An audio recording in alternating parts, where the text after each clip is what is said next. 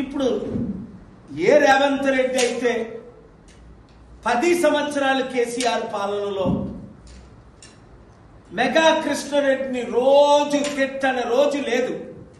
Mega Krishna Reddy గజ దొంగ, పెద్ద దొంగ, కాళేశ్వరం ప్రాజెక్టు, ఈ మధ్యన కూడా కోమటిరెడ్డి వెంకటరెడ్డి ఏమన్నాడు, ఇది కాళేశ్వరం కాదు ఇది కూలేశ్వరం అన్నాడు. ఉత్తమ్ కుమార్ రెడ్డి ఏమన్నాడు, కాళేశ్వరం మేము మూసేసామన్నాడు.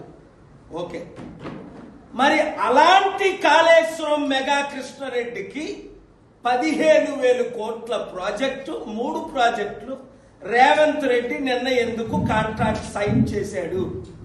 1,10,000 కోట్ల అవినీతి జరిగింది, 48,000 కోట్లు కనిపించట్లేదు, తెలంగాణ ప్రజలకు 2 లక్షల కోట్లు అవినీతి అన్న ఈ రేవంత్ రెడ్డి ఇప్పుడు మెగా కృష్ణారెడ్డికి ఎందుకు ఇచ్చాడు అంటే క్లియర్.